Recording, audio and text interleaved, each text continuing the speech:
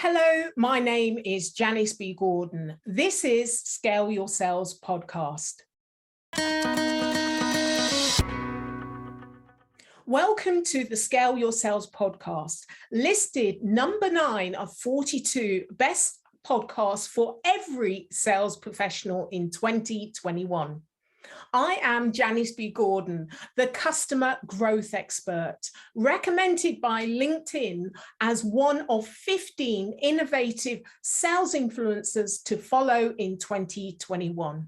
In today's episode of Scale Your Sales podcast, my guest is passionate about scaling teams and building processes and cultivating a winning culture. She talked about 3 levels of chief revenue officers. First is builders, scalers is second, and then steady state. Now, as a scaler, she said you must focus on first structure, then process, and then people, which is different as a builder CRO that focuses on people first. She talked about her experience of being in sales leadership for well over 10 years, and the recent changes to women in sales post-pandemic and what we need to do to encourage more women into sales. My next guest has over 15 years leadership experience, with over 12 of those in sales. She is currently serving as the Chief Revenue Officer at SmartBug Media, a digital agency for leading marketing, sales, client delivery, and product. Outside of her day job, she is very active in educating the executive community through Pavilion and leading a cohort of over 2,000 revenue executives globally. So welcome to Scale Your Sales podcast, Stephanie Valenti. Thank you. So excited to be here. I'm really excited that you've come on as a guest. You've got such an interesting background with the companies that you've worked for. Now, I have an inclination that you're the common denominator, that the companies you've worked with are hitting the top companies to work for and meeting all their targets. Is it you, Stephanie? I wouldn't say just me. It's been some right timing. It's been the team and the collaboration around me, but it has been a heck of a ride, a ton of fun, and I'm excited to share about it a little bit today. Well, that is quite a typical answer for a female sales leader, Stephanie. Where often men will be, oh yes, it's all me, and this is International Women's Day that we're actually recording this, but it'll be going out in the month of women and empowerment. And we know that in sales leadership, the number of sales leaders like yourself, revenue leaders, has recently decreased post-pandemic. But it's been pretty stagnant at around 17% for years. So what's happening, Stephanie? What do we need to do? What's happening? What's your thoughts?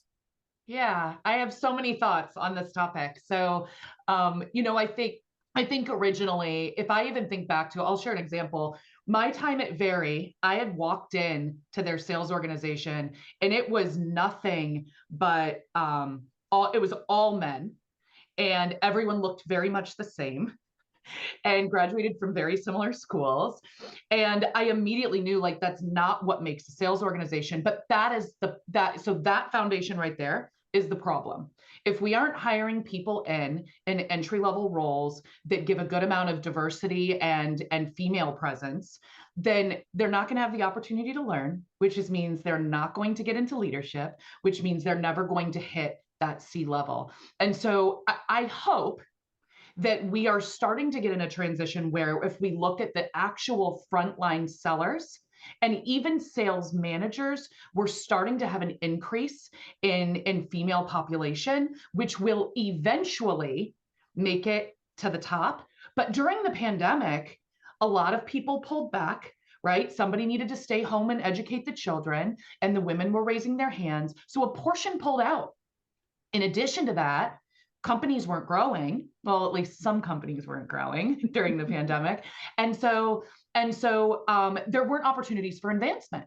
And so that elevation of a woman getting her first BDR, SDR, sales rep position, and being able to transition up into leadership, the leadership positions aren't available. And so I think that created some stagnation as well. But I am so hopeful at all of the work that you're doing, I'm doing, other people out there in the world that are really promoting female leadership will start to come to fruition as we give it the time needed to be able to elevate into senior roles. Mary Shea brought this to the fore, that some research on post-pandemic, I think if the population, and not just in sales, but it's often amplified in sales, if the population of men to women in managers and leadership roles generally across industries is 39%, the amount of women that exited through layoffs, the industry was 46%. So a higher proportion layoffs as opposed to volunteering to leave. So this is why not just sales, but other industries, we seem to be the easy scapegoat. How can we start to change that? Because as you say, many of the leadership makeup is typical male, not very diverse. They are making the power decisions of who's going. And so what do you see needs to change if we're going to make sure that more are being recruited? Because that's what we're asking for. Right. I think there's a lot of studies around verbiage choice and job description, right? Maybe. I think sharing stories like this, right? Like being able to come on and for a woman be able to hear, that's my situation. That's me. That's where I'm at. I can relate to this person. And if they can do it, I can do it. And I think sometimes we don't do that enough, right? Like I joined a webinar the other day, and they're like, oh, I was a last minute ad. And the reason they added me is they're like, we really needed a woman. And I'm like, was it that hard? Like, was it really that hard to find somebody and do it last minute? So I think that's number one. We've got to get more exposure, and women that are in similar roles to me, I'm sorry, it's your responsibility to raise your hand and do this more, right? I know so many women that stay out of the limelight in their CRO roles or in their VP of sales roles. And they say, well, I just do my work and I have time for my family. And I get that. But there's so few of us. Who else is going to show other women that it's okay, that you can do it, that you can picture someone like me in this seat? And so it's a responsibility. So I think that's another piece there. Outside of that, intentionality, right? And going after people and mentoring people. And that's at all levels. And men need to do it too, right? I promise you that your sales force of 5 gentlemen that all look the same would be so much more productive and successful if you throw some diversity in there. Like, I promise you, not all thoughts are the same thoughts. So.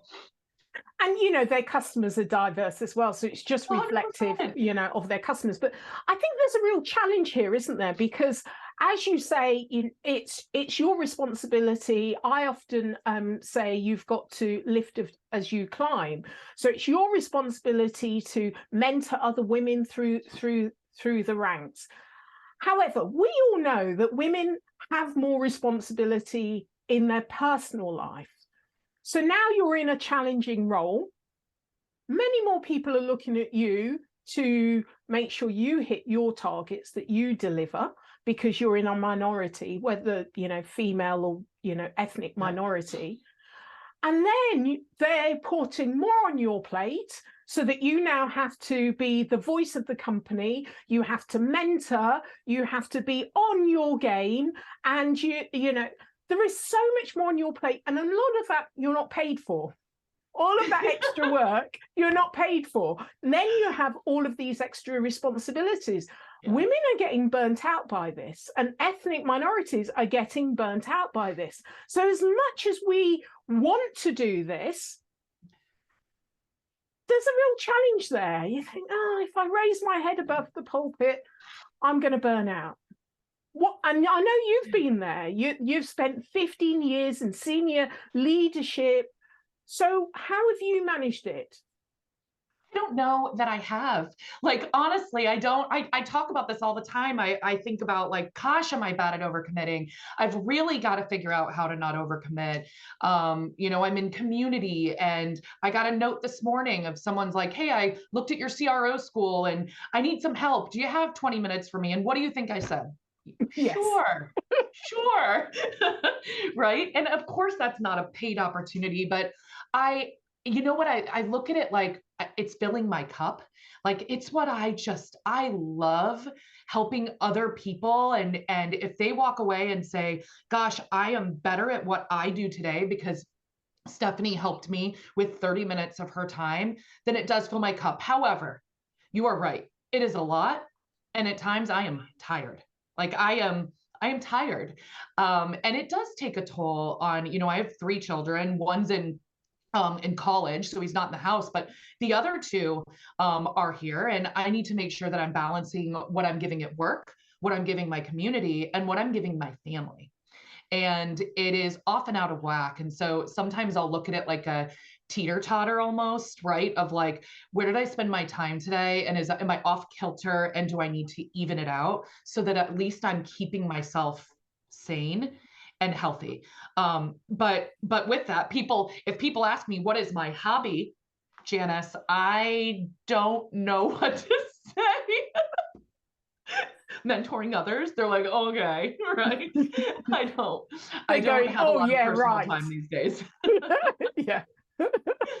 My personal time is when I sleep. Yeah. Yes.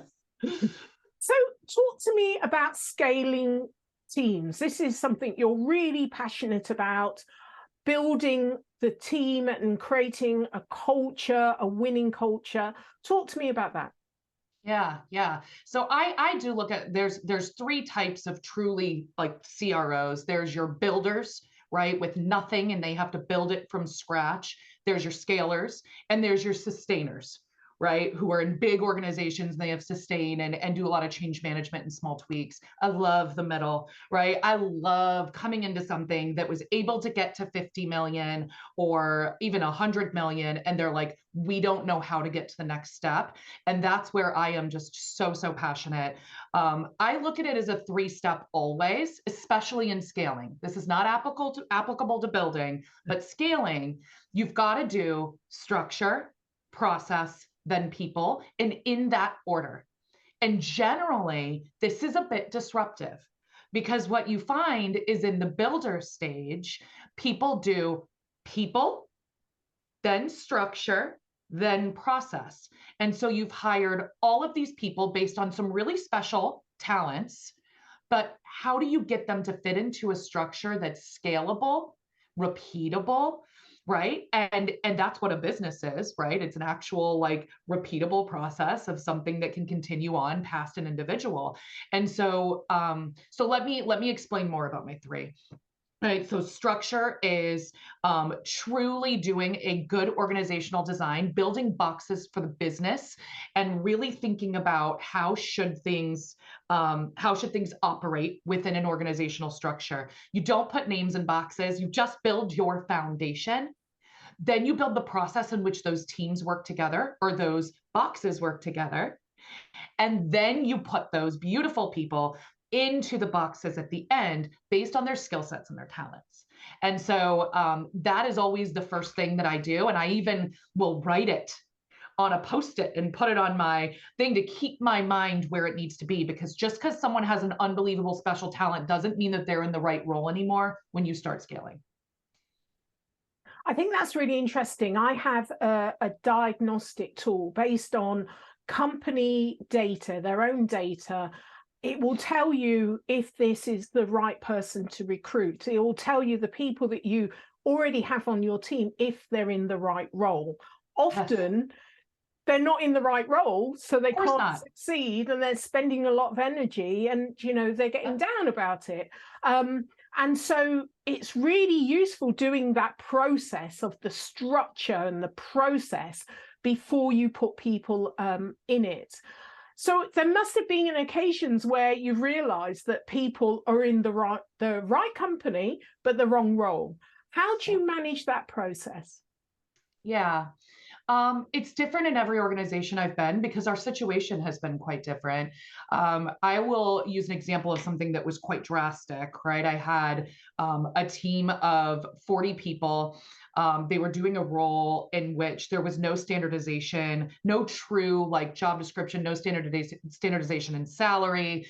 They answered the phone. If someone placed an order, they got credit, right? And we needed to scale and transition from e-commerce, B2C, into a true B2B channel drive. And so, so there was a lot of change, if you can imagine. It was a lot of time, but what I ended up doing is saying, we're going to do individual, like almost mini interviews of skill set evaluation in one-on-ones. I'm going to understand what we have. I had already built the structure to the side. And then I announced, here are the new roles we have within this organization. There were a small amount of what was existing. And we did mini interviews. Everyone had a place.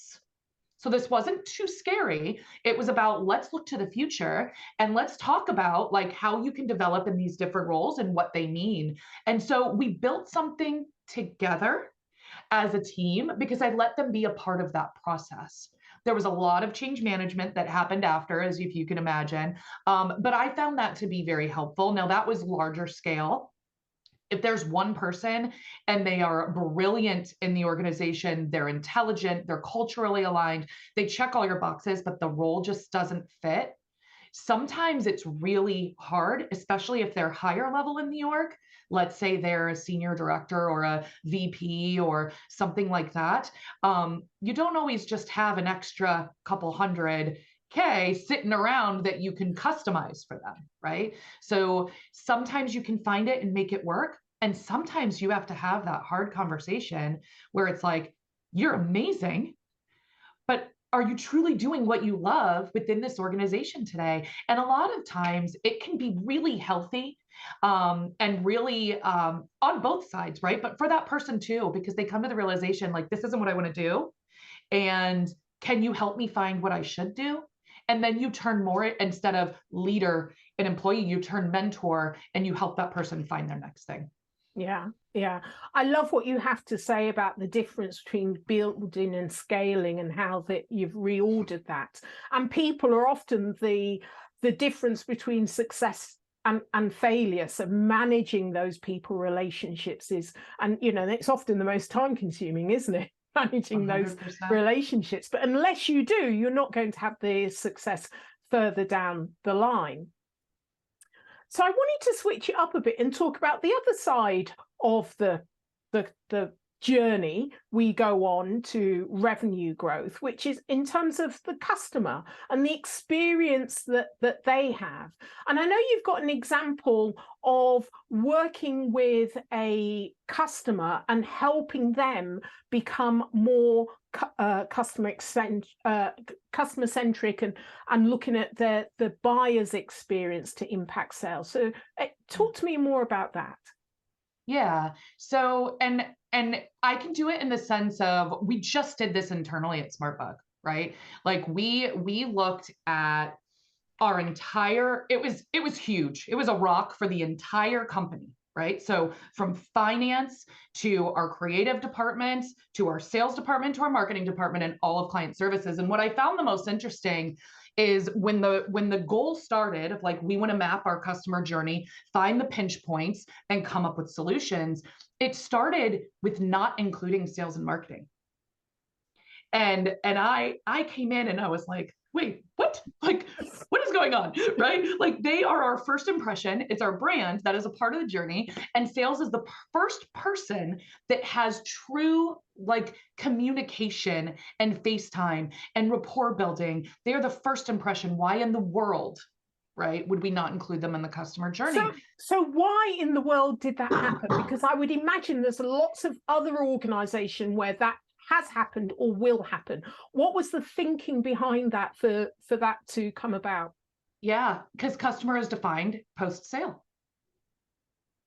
That's what it is, right? Not to me, right? But to all of my counterparts, customer is defined as someone that already signed on the dotted line. And so how are they onboarded, right? Like that was, sales was a part of that. But it's like, what about everything before that? What about that experience as a prospect?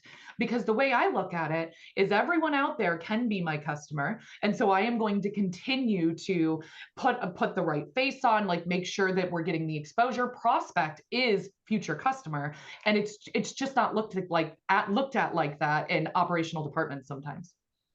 It's really interesting. I talk about the buyer experience, and because unless you get the buyer's experience correct, you're not going to have a customer to deliver the customer experience. And I knew you were going down that line. It's interesting. We're so focused on the customer experience that there's so many consultants and tools available for that.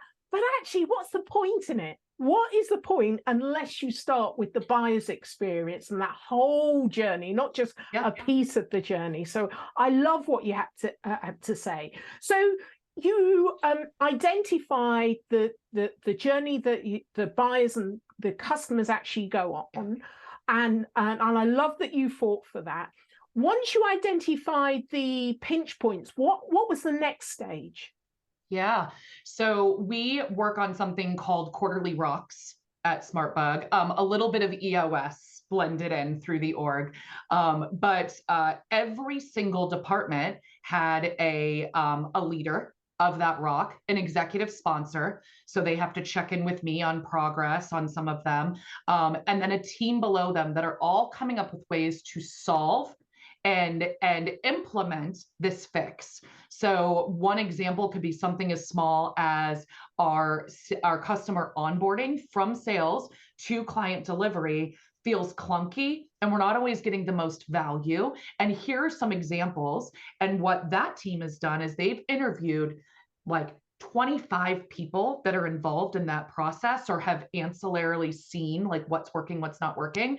And they gave candid, real feedback, consolidated that into how many times was this mentioned, this mentioned, this mentioned, highlighted those, and then came out with an executable plan based on priority on how we're going to fix those things. A lot of it is process. A ton of it is process. And how do you make it so not over process engineered where you're not enabling your teams to actually do it without it being a pain in the butt is the next thing, which is why I'm an executive sponsor on that one. I'm like, no, we're not going to make sales do A, B, C, and D, right? Or we're not going to get on 100 more calls. Like we've got to make this efficient and enable our teams to continue to do it long term. Love that. Love that. So what was the, why did you start down this process? What was the trigger to it? Because there are a lot of organizations think they're customer centric, and some others will look at the journey and not really go as in depth. So there must have been quite a big trigger to actually pull the organization through this journey. Interestingly enough, there wasn't, like, it's not like all of a sudden we had high churn or we had a lot of dissatisfaction. It was, we're rooted in a marketing organization, right? And so we're constantly thinking about how we do this for ourselves because we do it for our clients all the time. And it's like, how do we make sure we're constantly drinking our own Kool-Aid or champagne, right? I prefer champagne, so drinking our own champagne. But we have to do that. So if we're doing it for others, let's make sure we're doing it for ourselves. The other piece is we've scaled quickly. And when you scale, things get wonky, right? Like we've done a reorg since I've come in because we needed to get the structure right? But some of those, even fixing processes, sometimes the customer journey gets like pushed back a little bit while you're doing all these operational things. We need to make sure we were bringing it back to top of mind. So now you've gone through that process. Where are you now? What are the results? What are you looking at? Yep. So due by the end of the month, is the first, I think we ended up like with 40 pinch points, right? Like we went in the weeds. We were able to say these 17 are like actually things that are very high priority. We need to make sure we're addressing these. We took half of those for this quarter. And so those have been rolled out across the group. And at the end of the quarter, we will have each group present to the entire organization. This was the original pain point. Here's our solve. And then they'll create a video that's post that they get the opportunity to review that. And then each team will be trained if there's any process changes. Right. Fantastic. So more to come. But it doesn't ever end, right? No. Janice, it's constant. And I love that we did it in like one mapping and one big group, but you need to do this every day, right? You have to constantly look at what was the experience and step back and get out of your departmental hat and be like, I wonder what it felt like to truly be a client in this situation. If you're a senior leader and you're responsible for touching the customer journey in any way, shape, and form, you should be doing that all the time. Yeah. I hear you and absolutely concur with you. And it's wonderful to have your example as to, you know, the process that many sales revenue generating organizations need to go through. So I think it's quite enlightening and a breath of fresh air. So well done. Good, thanks. What practical strategy would you offer listeners to enable them, their buyers, to buy? Oh, enabling buyers to buy. So the big thing for me, so I look at myself, anytime I ask this question or I'm thinking of strategies for my team and how to help them, I say, what makes me buy, right? Because I'm also a buyer, right? As a CRO, I am buying technology. I am responsible for spending our budget as a good steward of capital. And so sellers, if you don't show me ROI, or how this is going to solve my problem, I am not going to buy. That's it. It's as simple as that, but we miss it so much because often we're trained on all of these different sales methodologies, and a lot of them are very, very good, right? You could have Challenger in there. You could have Sandler in there, right?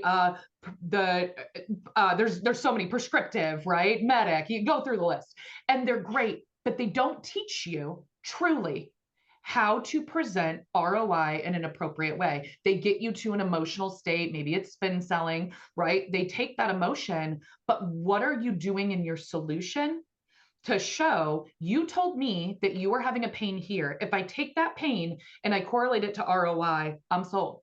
That's what I need. It's what I have to bring to the board if I want extra budget.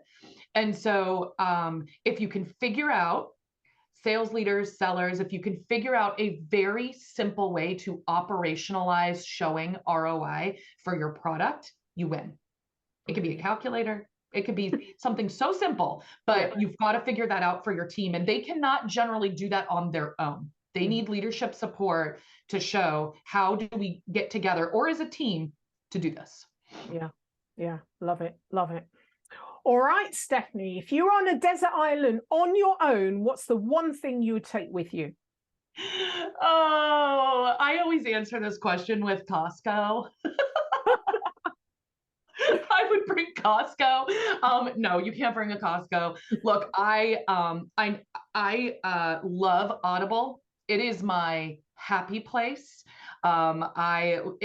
Love devouring murder mysteries and all of those just like juicy thrillers. And so I love that. I try to sneak in a really good sales book or leadership book. So it would probably be my headphones attached to my cell phone so that I could lay on that desert island and listen to my book.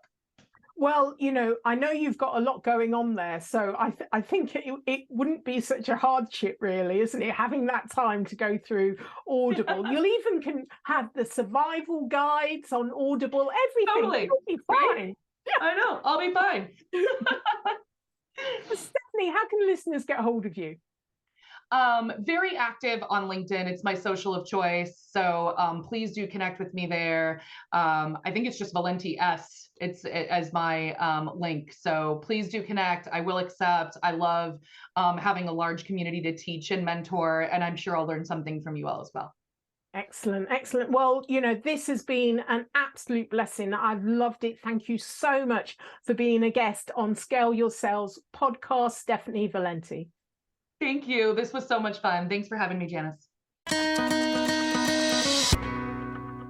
Thank you for listening to this week's episode of Scale Your Sales podcast. If you like this discussion, feel free to listen to other episodes or watch the caption show on YouTube and subscribe to future episodes. I would really appreciate it if you would leave a positive review on iTunes. Thank you.